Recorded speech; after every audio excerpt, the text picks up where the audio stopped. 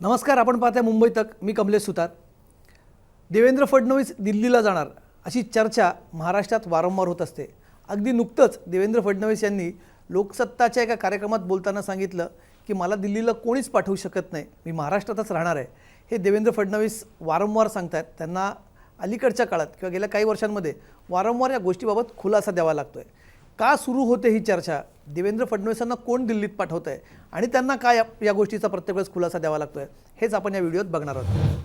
खरं तर देवेंद्र फडणवीस दिल्लीला जाणार ही चर्चा काय आजची, म्हणजे महाराष्ट्रात सत्तांतर झाल्यानंतर 2019 नंतरची किंवा 2022 नंतरची नाही, तर खरं तर त्याच्या आधीसुद्धा ही चर्चा मधून होत राहिलेली आहे. 2014ला जेव्हा देवेंद्र फडणवीस पहिल्यांदा मुख्यमंत्री झाले होते तेव्हा अनेकांना त्यांचं इतक्या मोठ्या पदावरती जाणं हे आश्चर्यकारक वाटलं होतं.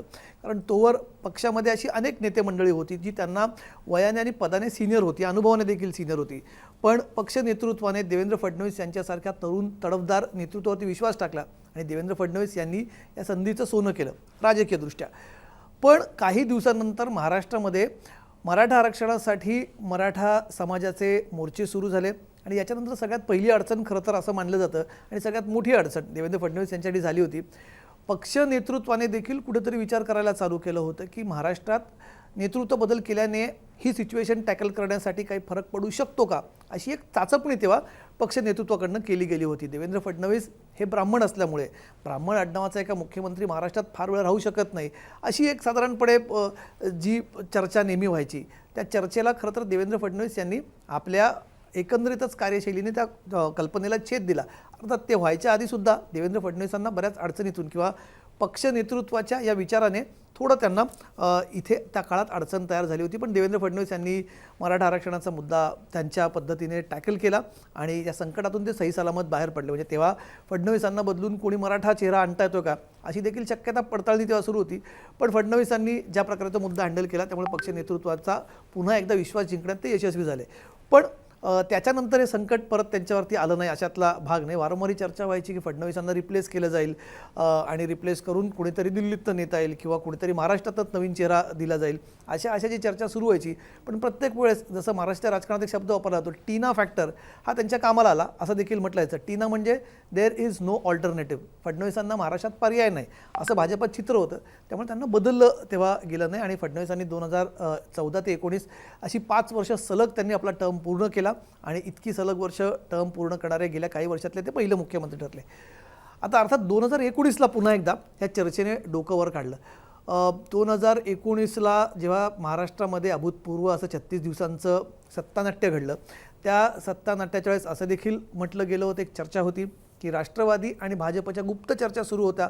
पण राष्ट्रवादीचं म्हणणं होतं की भाजपने आपला गडी बदलावा, फडणवीसांच्याऐवजी दुसरा कुठला तरी चेहरा द्यावा जो राष्ट्रवादीला मान्य असेल आणि त्याच्यातून फडणवीसांच्या दिल्लीत जाण्याच्या चर्चा होत्या, अशी चर्चा तेव्हा होती. अर्थात याला कुठली अधिकृतरित्या कोणी पुष्टी दिली नाही. फडणवीस अर्थात ही गोष्ट नेहमी सांगतात की त्यांची राष्ट्रवादीसोबत चर्चा सुरू होती, पण राष्ट्रवादीच्या अटी शर्ती या केंद्रीय नेतृत्वाला मान्य नव्हत्या.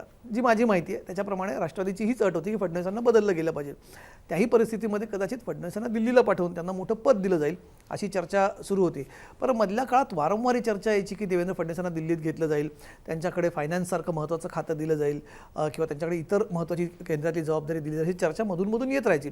पण सिरियस चर्चा या काही वेळांमध्ये झाली होती. याच्यानंतर ही चर्चा सगळ्यात महत्त्वाची झाली ती 2022च्या दुसऱ्या सत्तानाट्यानंतर. एकनाथ शिंदेंचं जे शिवसेनेतलं बंड झालं, त्या बंडाचे सूत्रधार देवेंद्र फडणवीसच आहेत असं खरं तर नंतर एकनाथ शिंदेने सांगितलं.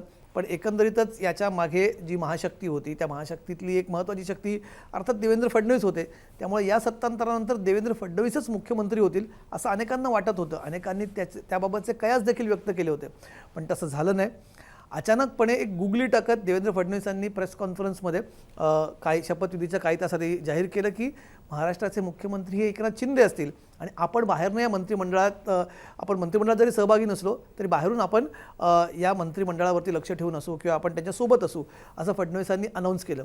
आता अर्थात तेव्हाही चर्चा सुरू झाली होती की जर फडणवीस मंत्रिमंडळात नसतील किंवा फडणवीस मंत्रिमंडळाचा भाग नसतील तर त्यांना दिल्लीला बोलवलं जाईल का, दिल्लीत त्यांच्यावरती महत्त्वाची जबाबदारी दिली जाईल का, अशा देखील चर्चा त्या काही तासांमध्ये, खरं तर खूप कमी कालावधीसाठी ही चर्चा तेव्हा होती, पण काही तासांमध्येच ही चर्चा तेव्हा संपली. कारण दिल्लीतनं आदेश आले की फडणवीसांनी एकनाथ शिंदेंच्या मंत्रिमंडळामध्ये उपमुख्यमंत्री म्हणून काम करावं. अर्थात हा फडणवीसांसाठी देखील धक्का होता. आपल्याला ज्या मंत्रिमंडळामध्ये आपण शिंदेंनी ज्यांच्या मंत्रिमंडळात काम केलं त्यांच्या अंडर काम करणं कुठेतरी त्यांना एक प्रकारे ते एम्बॅरसिंग वाटलं असावं किंवा ते त्यांना शक्य नाही राजकीयदृष्ट्या असं वाटलं असावं. पण त्यांनी तात्काळ पक्षाचे एक सैनिक म्हणून, पक्षाचे एक कार्यकर्ता म्हणून त्यांनी पक्षाचा आदेश शिरसावंद्य मानत ती जबाबदारी घेतली आणि फडणवीस उपमुख्यमंत्री म्हणून शिंदेंसोबत काम करू लागले. तेव्हा देखील पुन्हा चर्चांना सुरू होतं की फडणवीस काही दिवसांसाठी ॲडजस्टमेंट असेल आणि पुन्हा फडणवीसांना दिल्लीत घेतलं. त्यामुळे वारंवार चर्चा सुरू होते. पण फडणवीसांनी लोकसत्तेच्या कार्यक्रमात जेव्हा त्यांना प्रश्न विचारला गेला तर त्यांनी सांगितलं की दिल्लीत जाण्याचा प्रश्न उद्भवत नाही, मी महाराष्ट्रातच राहणार आहे, मला दिल्लीला कोणी पाठवू शकत नाही. आता ही चर्चा का होते? ही चर्चा होण्यामागची खरं तर वेगवेगळी कारणं आहेत. म्हणजे फडणवीसांचं ज्या प्रकारे नेतृत्व गेल्या काही दिवसांमध्ये तयार झालं आहे, भाजपमध्ये नवीन नेतृत्वाला संधी देण्याची एक परंपरा आपण बघितलेली आहे.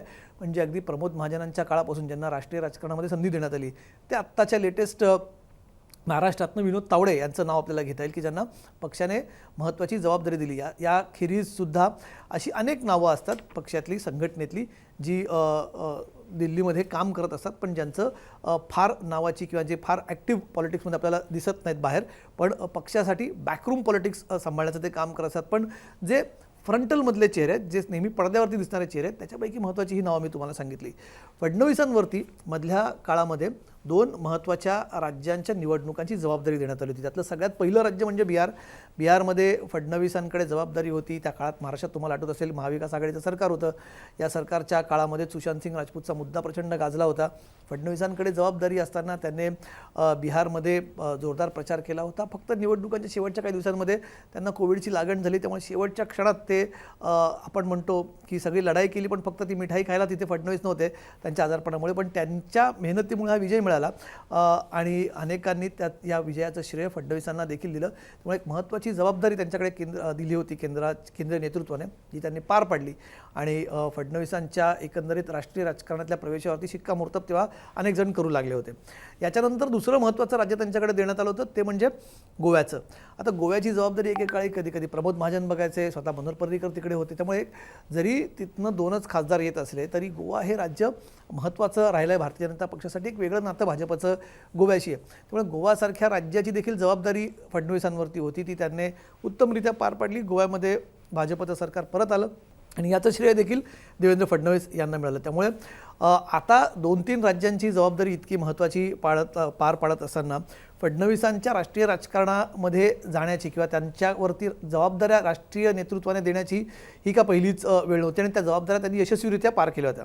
त्यामुळे ही त्यांच्या राष्ट्रीय राजकारणाची सुरुवात आहे का अशी देखील चर्चा वारंवार होत असते. याखेरीज तुम्हाला आठवत असेल कर्नाटकमध्ये जे सत्तांतर झालं होतं, कर्नाटकचे अनेक आमदार मुंबईत आले होते. मुंबईतनं त्या आमदारांना कधी गोव्यात नेण्यात आलं किंवा परत त्यांना तिथे नेऊन ज्या प्रकारे कर्नाटकमधलं सरकार पडलं होतं, नंतर भाजपचं सरकार आलं होतं, त्याच्यामध्ये देखील देवेंद्र फडणवीस यांचा मोलाचा सहभाग राहिला होता. देवेंद्र फडणवीसांचे एक निकटवर्तीय आमदार प्रसाद लाड हे देखील त्या ऑपरेशनमध्ये, ऑपरेशन कमळ जे कर्नाटकमध्ये झालं त्याच्यात इन्व्हॉल्व होते. कर्नाटकच्या विधान सौदामध्ये जेव्हा हा सगळा मुद्दा आला होता, जेव्हा सरकार पडलं होतं, तेव्हा मी देखील तिथे होतो आणि तिथे त्यांचा नावाचा देखील उल्लेख करण्यात आला होता, प्रसाद लाड यांचा. त्यामुळे त्याच्यात देखील देवेंद्र फडणवीस यांचा मोठा रोल होता. देश पातळीवरती भाजपच्या काही राज्यांमध्ये सत्ता आणण्यात त्यांचा मोठा वाटा होता आणि देवेंद्र फडणवीस हे कुठेतरी फक्त महाराष्ट्रात नाही तर महाराष्ट्राच्या पलीकडे देखील पक्षासाठी उपयुक्त आहेत अशी त्यांची एक इमेज तयार झाली होती आणि यामुळेच बऱ्याचदा त्यांना आता महाराष्ट्राच्या पलीकडे जाण्याची गरज आहे असं देखील पक्षातल्या काही नेत्यांना वाटू लागलं आणि त्याच्यामुळे देखील ही चर्चा वारंवार सुरू होते. दुसरं आणि सगळ्यात महत्त्वाचं कारण जे कदाचित फडणवीसांसाठी देखील अडचणीचं ठरलं ते म्हणजे देवेंद्र फडणवीस यांच्याकडे असलेली नेतृत्व क्षमता, वक्तृत्व क्षमता आणि कर्तृत्व या गोष्टी त्यांच्याकडे आहेत. फडणवीसांकडे चांगला वक्तृत्वाची हातोटी तर आहेत, शिवाय त्यांच्या इंग्रजी, मराठी, हिंदी या भाषांमध्ये चांगला पगडा आहे. सुशिक्षित आहेत, वकील आहेत, विषयाची उत्तम जाण त्यांना आहे, फाईल त्यांना उत्तम समजते, रीडिंग बिटवीन द लाईन्स आपण ज्याला म्हणतो ती त्यांना बरोबर कळते, ॲडमिनिस्ट्रेशनमध्ये चांगली पकड त्यांची आहेच आणि सगळ्यात महत्त्वाचं म्हणजे नागपूरमधनं येत असल्यामुळे राष्ट्रीय स्वयंसेवक संघाचा त्यांच्यावरती आशीर्वाद आहे, त्यांचा वरदहस्त राष्ट्रीय स्वयंसेवक संघाचा त्यांच्यावरती आहे. आणि या सगळ्यांच्यावर कडी म्हणजे नरेंद्र मोदी यांचे ते ब्लू आईड बॉय आहेत आपण असं म्हणू शकतो. त्यांचे लाडके आहेत. अनेक कार्यक्रमांमध्ये त्यांचा ते अत्यंत आवर्जून त्यांचा अत्यंत प्रेमपूर्वक त्यांचा उल्लेख करत असतात, अत्यंत कौतुकाने त्यांचा उल्लेख करत असतात नरेंद्र मोदी. त्यामुळे या सगळ्या गोष्टी बघितल्या तर अनेकांना असं वाटायचं की येणाऱ्या काही वर्षांमध्ये देवेंद्र फडणवीस हे राष्ट्रीय स्तरावरचं मोठं नेतृत्व, अर्थात काही वर्षांनी ते चक्क पंतप्रधान देखील होऊ शकतात असं अनेकांना वाटत होतं. आणि ही चर्चा कुठेतरी कुजबूज त्या काळात सुरू झाली की काही वर्षांनी देवेंद्र फडणवीस जेव्हा मुख्यमंत्री झाले तेव्हा त्यांचं वय अवघं 44 वर्षांचं होतं. त्यामुळे त्यांच्याकडे वय हा क्रायटेरिया त्यांच्या बाजूने होता. मे बी 15 वर्षांनी 20 वर्षांनी ते पक्षाचं फ्युचर नेतृत्व असू शकतं. पुढच्या दशक 2 दशकामध्ये ते पंतप्रधान पदाचे चेहरा असू शकतात असं देखील अनेकांना वाटू लागलं. किंबहुना त्यांच्या काही उत्साही समर्थकांना देखील तसं वाटत होतं. पण हीच गोष्ट कुठेतरी त्यांना कुठेतरी त्रासदायक ठरू लागली. आणि ही चर्चा वारंवार जेव्हा तेव्हा फडणवीसच गमतीने म्हणायचे की काही लोक ही चर्चा करून माझीच खाट पाडण्याचा प्रयत्न करतात असं एकदा एका इंडिया टुडेच्या कार्यक्रमात ते म्हणाल्याचं मला आठवतं. पण ही चर्चा कुठेही नाही, मला दिल्लीत रस नाही, मला महाराष्ट्रातच काम करायचं ते म्हणायचे. पण कुठेतरी दिल्लीच्या काही नेत्यांना फडणवीसांचं दिल्लीत येणं अडचणीचं ठरू शकतं का अशी देखील कुजबूज नेहमीच महाराष्ट्रात ऐकायला मिळायची. त्यामुळे अशा नेत्यांना फडणवीसांना दिल्लीत बोलवून त्यांना एखाद्या महाराष्ट्रासारख्या एका महत्त्वाच्या राज्याची ताकद न देता त्यांना दिल्लीत बोलवून त्यांना एखादं छोटं पद द्यायचं असा प्लॅन असू शकतो. अशा देखील कुजबूज वारंवार व्हायची. पण असं काही झालेलं नाही. त्यामुळे फडणवीसच वारंवार ही गोष्ट सांगत असतात की मला महाराष्ट्रातच राहायचं आहे, मी महाराष्ट्रातच राहणार आहे, मी दिल्लीला जाणार नाही. खरं तर इंटरेस्टिंगली 3 वर्षांपूर्वी एका वाक्याने फडणवीसांचा खूप पिच्छा पुरवला होता.